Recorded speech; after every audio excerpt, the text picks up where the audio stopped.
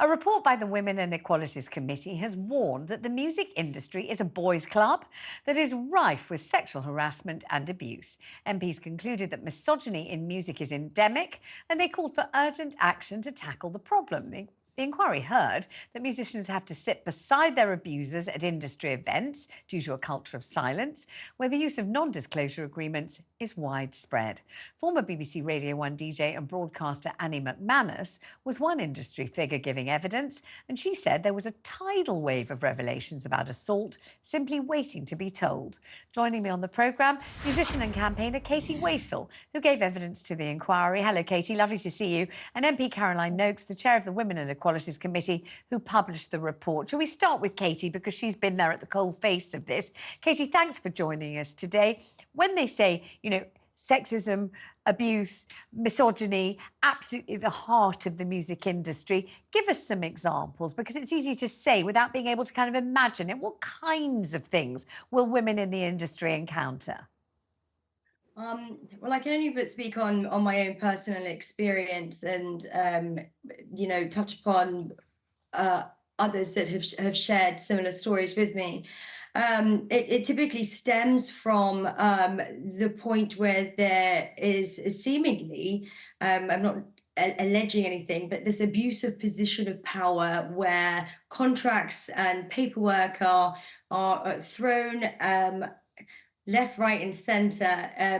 When somebody has this dream and has this passion, but it's typically women in the music industry that face a further level of control over themselves in terms of it's quite chauvinistic behavior, of paraded around somewhat, and it seems very old school, but it's not. It's still, to this day, very, very present, where you're almost subjected to this silence through either a non-disclosure agreement or just fearful that you'll potentially lose your record deal or potentially your job.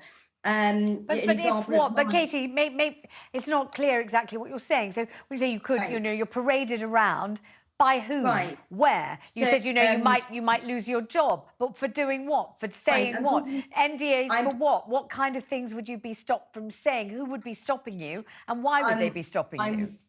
I'm talking about the industry as a whole. I know. We're talking about specifically, in my case, in my situations.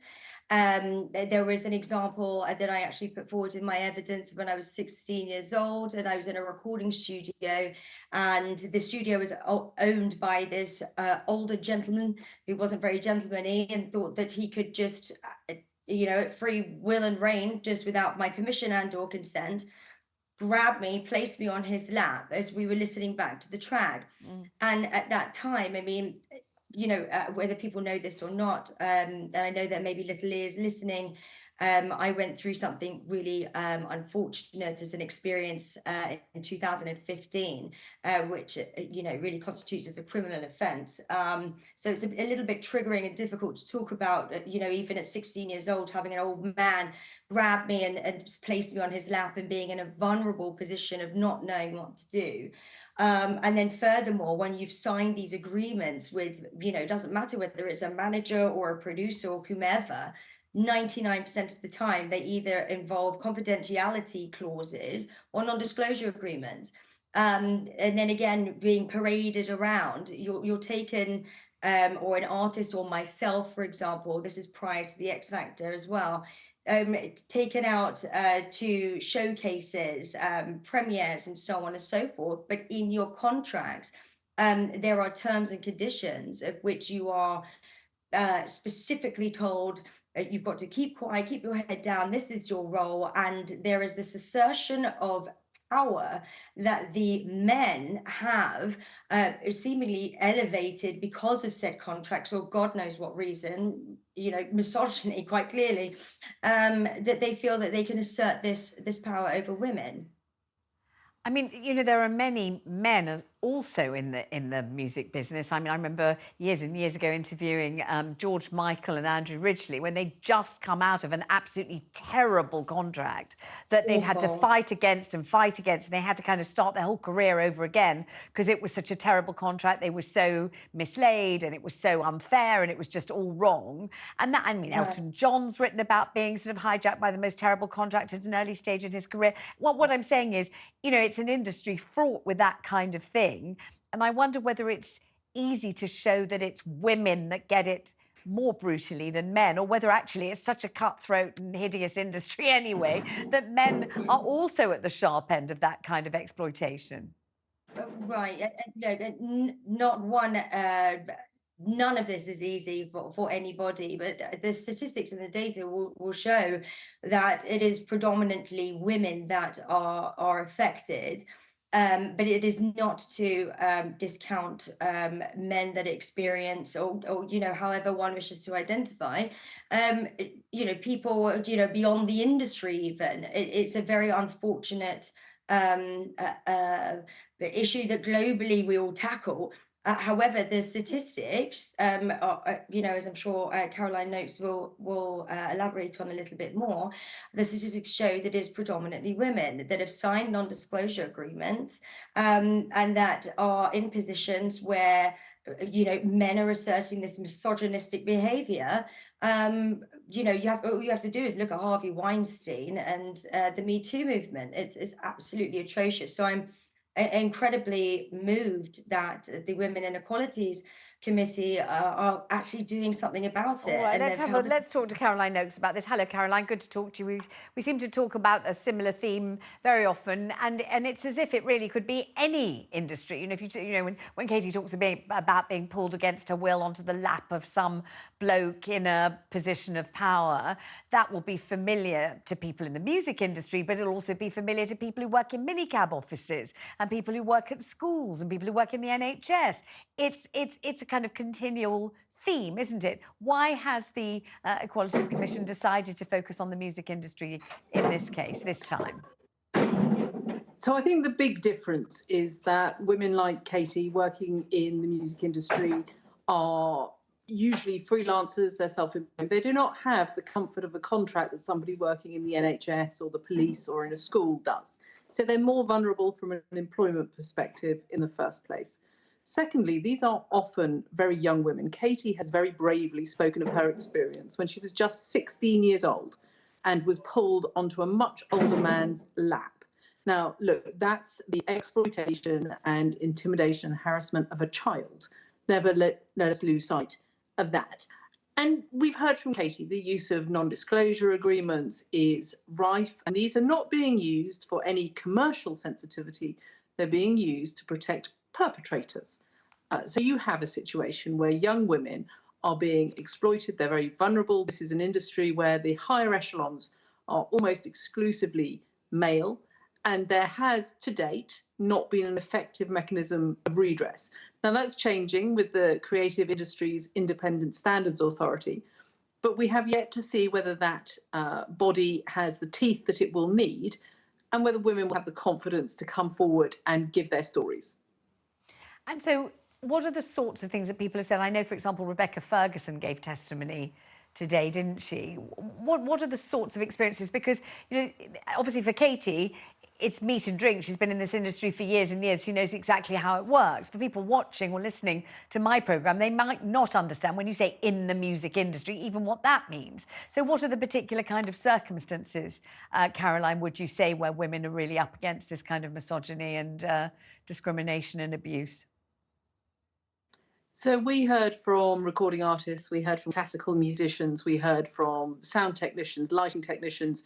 Annie McManus gave us an absolutely horrendous story of a female photographer working on a tour with an artist. The artist made it clear that he expected her to have sex with him. She refused and had to leave that tour. She lost out on employment opportunities. And as Annie put it, there was a no-win for her there. She either left the tour and lost out on income, or she had sex with this artist and lost her professional reputation. And so that's the sort of thing where women are having contracts dangled in front of them in return for sexual favours. And we heard that both in closed session.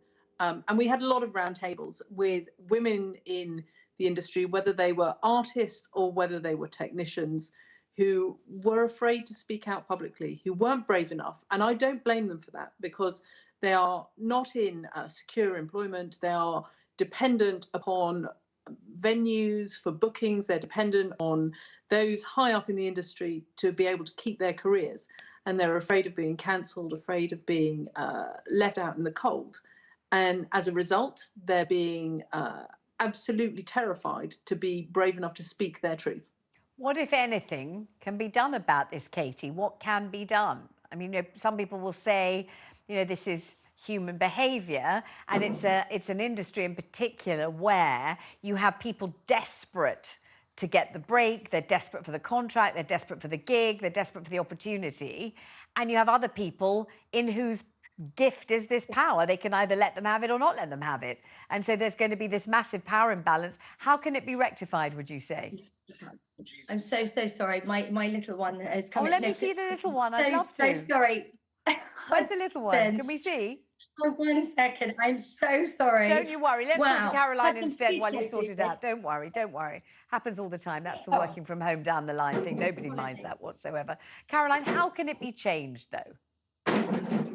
So we made a raft of recommendations, 34 in total. Firstly, support for CISA, the Creative Industries Independent Standards Authority. They have an enormous piece of work to do. We want to see banning of non-disclosure agreements that are being used to cover up sexual misconduct, abuse and harassment. We want to see the Equalities Act being used effectively. It is black women that suffer the most. We heard from a brilliant woman, Charisse Beaumont, who is a voice for black women in music, talking about the additional challenges black women face being over-sexualized, being paid less than their white counterparts. And we want to make sure that the Equalities Act is used effectively, that there are protections there for the self-employed and the freelancers that exist for the employed. A great long list of recommendations. I'm very conscious that underpinning all of that, we have to change the culture in the industry. We have to change and tackle the underlying sexism and misogyny that is allowing powerful music executives to exploit young women in this way. Katie, if you're back with us, what would you say needs to change? I am, and again, apologies. Don't worry, it's fine. I echo what Caroline Notes is saying, and first and foremost, it's incredibly important to open these conversations at a ground level also, and I appreciate you all providing the platform for us to do so, because education about said subjects and topics, etc., however sensitive, if we open up that conversation, the more people could begin to learn and understand what this all actually means. Also, I'm in the process of finalising the creation of OWL, which is OWHL, stands for Overseeing the Welfare, Human Rights and Liberty for All in the Industry Sector, where we are championing to revolutionise safety through technology. And so, especially when it comes to freelancers, recording studios, etc. We want to eliminate this grey area of were they there, weren't they there, who was there. But before you even enter the building, everybody has been verified, background checked, scanning in their QR codes, having their in case of emergency persons button, and really providing all of those tools alongside CISA. And I'm very proud to be on the roundtable committee there. So that we can really action this from ground level, from these groundbreaking artists with a passion all the way up to the top, to the CEOs and heads of these companies. All right, thank you both very much indeed. Good to have you on the programme.